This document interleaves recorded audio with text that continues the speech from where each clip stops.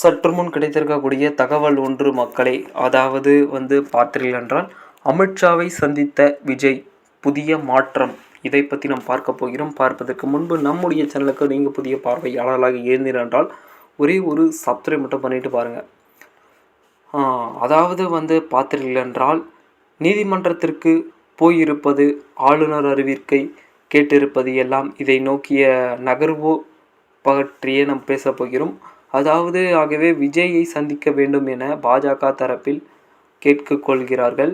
தமிழக வெற்றி கழக தலைவர் விஜய் கரூரில் மக்களை சந்தித்து தேர்தல் பிரச்சாரம் மேற்கொண்ட போது தொண்டர்களும் பொதுமக்களும் அதிக அளவில் திரண்டுள்ளனர்.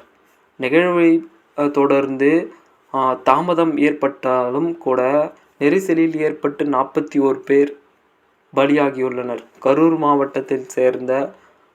மாவட்ட சம்பத்தை அறிந்து கொண்டவுடன் ஜனாதிபதி திரௌபதி முர்மு, துணை ஜனாதிபதி சிபி ராதாகிருஷ்ணன், பிரதமர் மோடி, உள்துறை அமைச்சர் என பெருந்தலைவர்கள் அனைவரும் வேதனையோடு அறிவிக்கை விடுத்துள்ளனர். டெல்லி உள்துறை அமைச்சரத்தில் இருந்து தமிழக அரசின் தலைமை செயலாளரை தொடர்ந்து கொண்டு பேசிய நிலவரத்தை கேட்டிருக்கிறார்கள்.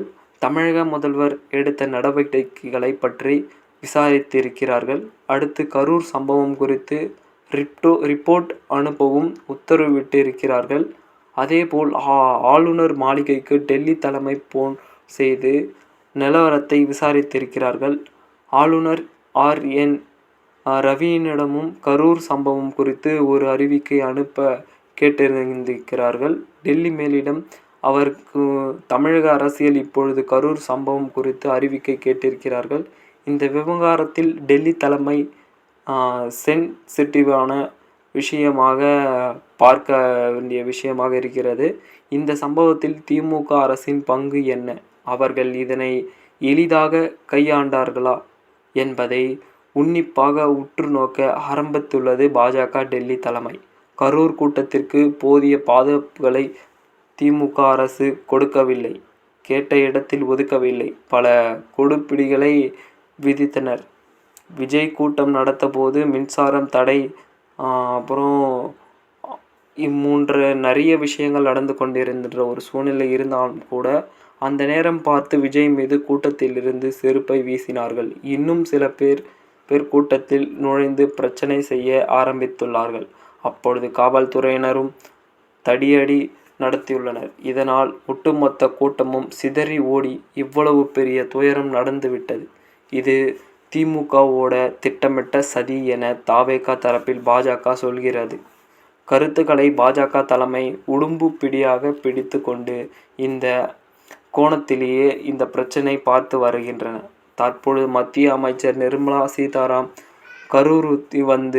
கரூருக்கு வந்து பாதிக்கப்பட்டவர்களுக்கு ஆறுதல் கூறி சம்பவ இடத்தில் ஆய்வு செய்து வருகிறார்கள். இந்த நிலையில் பாஜக தலைமை விஜயை சந்தித்து பேச்சுவார்த்தை நடத்தியிருக்கிறார்கள் என்று கூறப்படுகிறது. இதனையடுத்து இதை குறித்து டெல்லி சேர்ந்திருந்த விசாரித்த போது இந்த 41 பேர் மரணத்தில் என்ன நடந்தது என பாஜக உன்னிப்பாக கவனித்து வருகிறது. விஜய் தரப்பில் குற்றச்சாட்டுகளில் முகதிரம் இல்லாத இருக்கலாம் என நம்புகிறது பாஜக கொள்கை. எதிரி என விஜய் ஒரு விஷயமாகத்தான் கூறிக்கொண்டிருக்கிறார். ஏனென்று பார்க்கும்பொழுது சதி நடந்திருப்பதாக சொல்வது, நீதிமன்றத்திற்கு போயிருப்பது, ஆளுநர் அறிவிக்கை கேட்டிருப்பது எல்லாம் இதை நோக்கி நகர்வோ பற்றி தான் இருக்கிறது. ஏனென்று தமிழக அரசு அருணா ஜெகதன விசாரணை குழுவை அமைத்துள்ளதாகவும் இதில் மத்திய அரசு தலையிட்டு புதிய கோணங்களை விசாரிக்க வேண்டுமென்று மேற்கொண்டு நடவடிக்கை எடுக்கலாம் என்பதால் திமுக தலைமை அடுத்து என்ன நடக்கப் போகிறது என காலத்தோடு எதிர்நோக்க காத்திருக்க கூறுகிறது என்று எதிர்பார்க்கப்படுகிறது. ஏனென்று பார்க்கும் பொழுது இது ஒரு விஷயமாக நடந்து கொண்டிருக்கிறது. அமித்ஷாவை சந்திக்க ஒரு அரிய வாய்ப்பை மேற்கொண்ட விஜய் என்ன ஒரு புதிய மாற்றம் சொல்கிறார் என்று எதிர்பார்க்கப்படுகிறது. பொறுத்திருந்து பார்ப்போம். அடுத்தடுத்து வரக்கூடிய காணொலி இன்னும் சுவாரஸ்யமாக கண்டுகளிக்க நம்முடைய சேனலோடு இணைந்திருங்கள். நன்றி, வணக்கம் மக்களே. அடுத்த காணொலியில் சந்திப்போம். சப்ஸ்கிரைப் மட்டும் பண்ணிட்டு பாருங்கள்.